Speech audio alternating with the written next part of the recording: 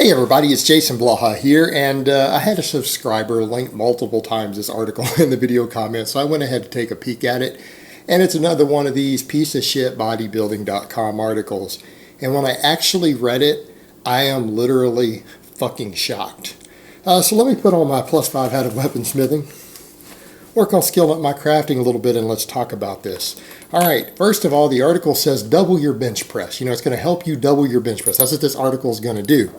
Now, I'm thinking it's going to take some noob who benches 100 pounds and take him to 200 pounds, right?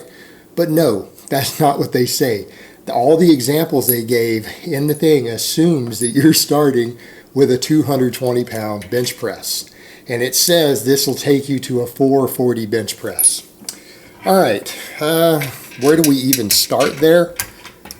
How many people do you guys know out there who can legitimately bench 400 plus pounds? Most of you out there probably don't know anyone who can do it. I mean, there are people who do. There are lots of people who do. I mean, in my heyday, I benched over 400 pounds. I used to bench 405 for sets of 5 when I was a lot bigger and on a hell of a lot more drugs.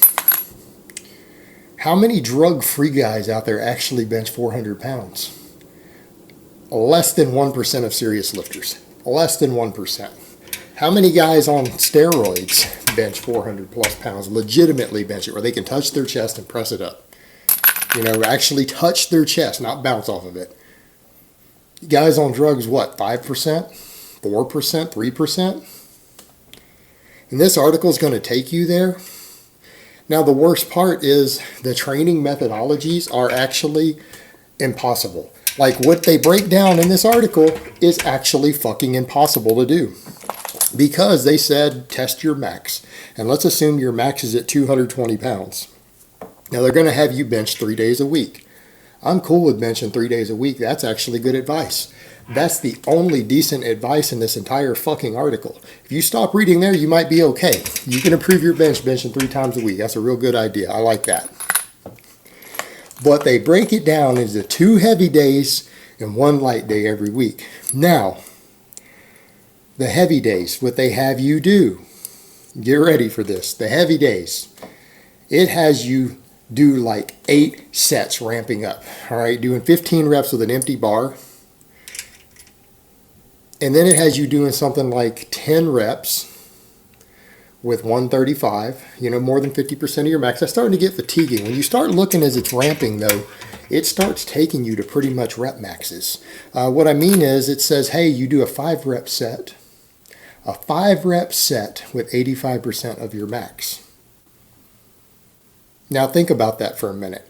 That's pretty much failure, meaning you're pretty much taking that set to the limits. To do 5 reps with 85% of your bench max is pretty much a deep work set in which you might need a spotter to help you on the last rep. That could very possibly be muscle failure for most lifters. And they have you doing a bunch of high rep warm-ups first. And then you keep ramping and keep ramping. When you do 5 reps with 85% of your max, that's probably your peak work set. Your strength is going to decline on later sets, right? And they have you keep going up, heavier. All right, the final work set, it's saying do 215 pounds for 1 to 2 reps when your max is 220. All right, you've already exhausted yourself with a bunch of high reps, taken close to failure. Then you've pretty much done 85% to failure. And then it wants you to do 97% of your max. 97% of your max. I can tell you right now, doing 1 rep with 90% of your max for 80% of lifters is going to be impossible after doing a 5-rep set with 85% and a bunch of high rep warm-ups. All right? They're not going to be able to do it. But yeah, this is 97.5% of your max. And then it says 1 to 2 reps. 80% of people aren't going to be able to do 1 fucking rep. It wants you to do 1 to 2. Who can do 2 reps with 97.5% of their max? Fucking nobody. Nobody does that. Most people struggle to get 2 reps with 90% of their max. And actually, a lot of people fail on that. All right? This is 97.5% of your 1 rep max. It's basically having you do a max to failure, 1 to 2 reps, after you've done another set pretty much to failure in there with a bunch of warm-ups. You're going to do this twice a week. That's not going to get you to a 400-pound bench. I can fucking promise you that. That is absolutely not going to get you there. That's hitting a bunch of sets to failure with heavy ass weights. When you start hitting failure with lifts in the 1 to 5 rep range max, when you start talking 85% plus, when you start hitting failure, your peripheral nervous system is fucking done. You're going to need sometimes a week before you'll be able to perform that lift really heavy again when you fail. It's worse on the deadlift, but the bench is bad enough. That's going to tap your recovery. Your peripheral nervous system is shot. This is having you intentionally fail with really heavy weights. That is a guaranteed way to slow down your progress on the bench press. Then it has you do a bunch of high reps. Instead of a lighter day, that's not a lighter day, it's a volume day in the middle. A volume day in the middle, but the thing is you're doing this 3 times a week, so you're going to have 2 of these heavy days to failure back to back. So it's trying to undulate you, but they really should have thought of maybe AB, not heavy, light, heavy every week. Because you're not going to be able to lift heavy again. You're going to have failed. Say you do this Monday, Wednesday, Friday. That Friday failure come Monday, you're not going to be able to get through your 85%. When you get to that 85% for 5, you're going to not be able to do it. You're fucked. And if you're this strong, if you're strong enough to bench 220 already, not a noob, not whose max is 130 pounds, but when you're benching 220 already, yeah, you're going to bury yourself. You're not going to be able to complete this. Then it gets better. It gets fucking better. They have high volume other training behind it. So right behind all of this, you're going to do multiple sets for you're going to do 2 exercises for your shoulders, 3 for your back, 2 for your triceps. And it has you do 4 sets of all of those. So you're going to come in and do 8 work sets for your shoulders after this ramp up in failure. You're going to do 12 sets for your back. And then you're going to do 8 sets for your triceps. All this volume work after hitting maxes. Maxes to failure, 5 rep maxes, 1 rep maxes, 2 rep maxes, failed lifts. You're going to do all this volume immediately behind it. And then you're supposed to train again 2 days later. You better be on 2 grams of fucking gear and growth hormone. That's all I got to say. And if you're on that much shit, why are you only benching 220 pounds? All right, that's where they're at with the training. Then it gives nutrition advice. The math is even fucking worse than the nutrition. Now, you guys know how much protein I recommend to gain muscle, how much protein all the top sports nutritionists in the world recommend to gain muscle for strength athletes, elite level strength athletes. It's a hell of a lot less than they recommend here. All right, and if it works for elite level strength athletes, if this works for NFL players and Olympic gold medalists, I think it'll be fine to get your bench press up.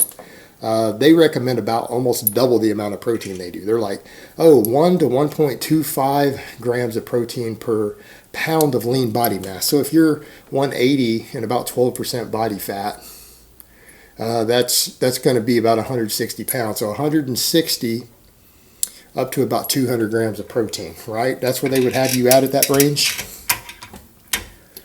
But here's the problem. Here's where it breaks down. They've got that, and it's like, that's too much. You don't need that much protein to max your bench out, all right, to get better at your bench. That's way more than you need. It's not even the best way to do it. We could argue that point all day long. Let's assume you want to hit their numbers. And this is how we know this guide is made just to sell supplements and protein powders. Then they say your calories need to be about 18 times your weight. So if you weigh 180, that's about 3,200, 3,250 something. Am I right? Am I close? 3,300 calories a day.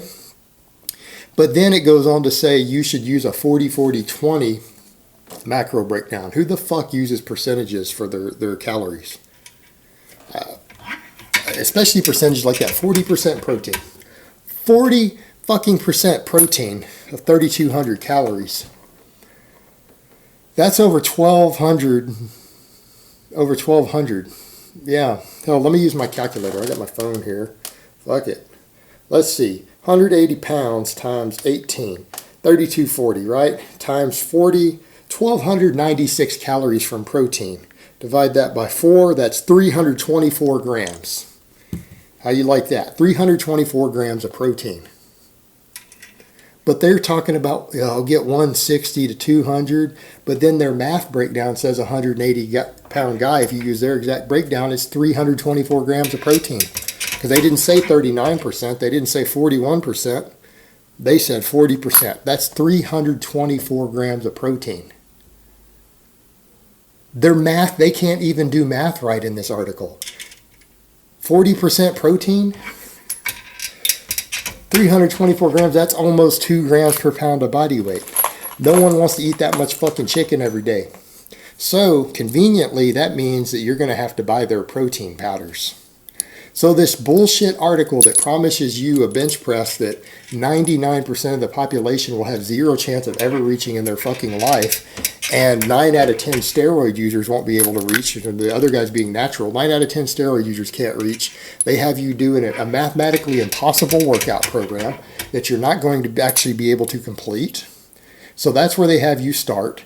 And then they're telling you a certain amount of protein to eat, which sounds reasonable. It sounds reasonable. It's still too high. It's more than you eat, but it sounds reasonable. Then they throw some other math that has you eat like 80% more protein than they actually recommend there.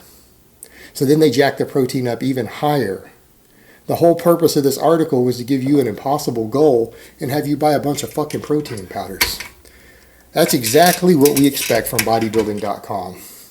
Another bullshit article promising gains that you are never going to achieve, but that's going to sell you a bunch of fucking protein powders.